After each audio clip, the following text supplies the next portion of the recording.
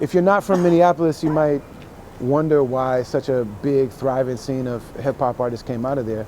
But if you're there, you know that it's very diverse. People really support each other.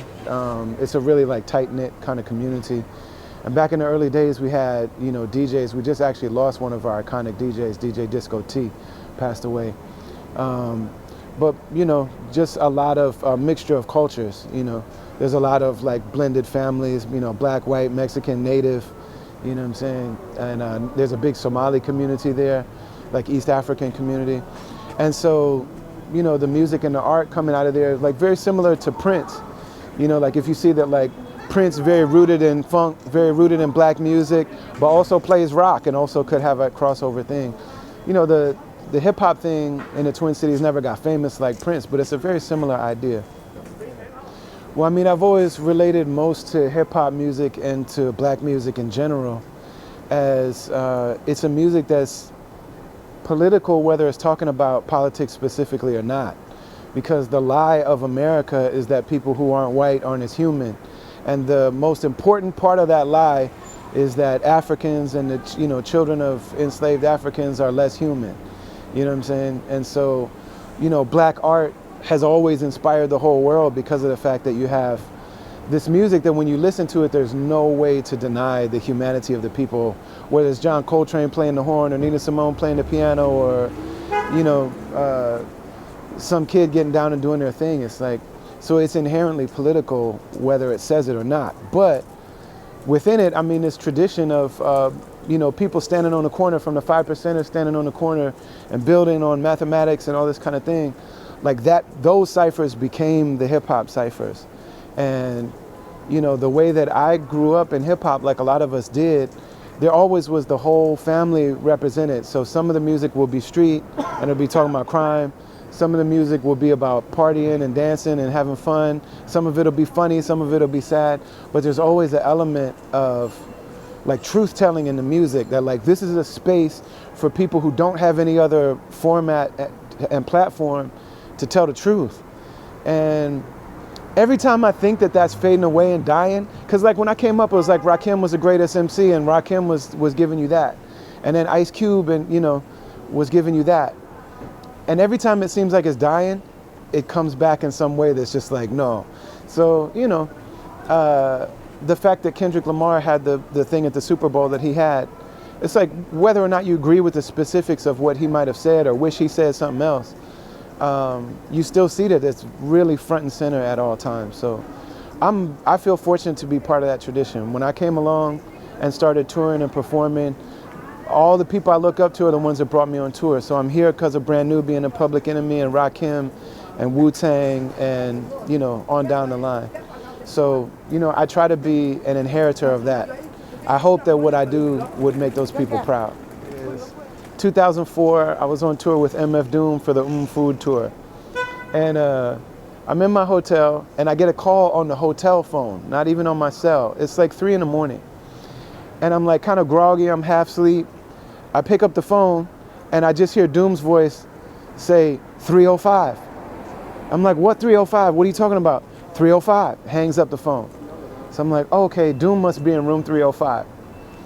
So I get out of bed, I put on some hoop shorts, I go to room 305 and he's got the like bar in the door so I could just push the door open, and I open up the door and he's laying in his bed and he says, yo, Ali, come watch a movie with the God. So I come in and he's ordered everything on the room service menu. That like it's just like all these like those metal trays on top of the room service. It's just full of metal trays, wings and cheesecake and like everything that wasn't pork. Like Doom had ordered at least one of them, and it's just surrounding it. And he's watching either Lord of the Rings or Harry Potter. I don't know the difference, but he's like watching one of those movies. And he's just chilling, and he's like, "Yo, eat something." You know what I'm saying? Like eat, man. We're on tour. It's like so I sat there and ate chicken wings and watched a movie with Doom at 3 a.m. And then not long, I think it was actually maybe right or before after that. I can't remember, but he said a line. He said, "Doom is nervous large. You can tell by his blooming room service charge." I'm like, I know that's true. I've been like, man, that room service order alone had to be $300. But man, rest in peace to Doom. I was with, the last time I saw him was in Cape Town, South Africa. We were both in Cape Town for the jazz festival. And when you go there, you stay for a week. It's like a 30-hour flight, so it's like you might as well stay. And Doom never left his room. And I kept going and being like, we called him Vil, like for villain. I was like, Vil, we're in Africa. He's like, I know, right? I'm like, do you want to come outside? He's like, nah, yo. He's like, I'm just opening the door, breathing in the air. Africa. Yeah, man. It's a beautiful thing to get to spend time with these people and be with them. It's interesting. So, you know, you ask like, what's advice for people trying to get in the game? And some people, especially if you don't know who I am, might look at me and say like, what does he know about that? And the truth is that I've been feeding my family for 25 years from this music, and you know, have been able to be with all of the people that I look up the most. I count those people as all my dear friends. And so, you know, so I can't tell you how to get rich and famous, but I can tell you something about how to live this life and to really spend a whole life creating art and doing what you want to do. And it sounds cliche, like everybody probably says the same thing, but it's the most important thing is to figure out who I am and what is it that I have to offer that nobody else has to offer. And that's really terrifying because it looks weird to people. And it looks like that's never going to work because we've never seen it work for somebody else.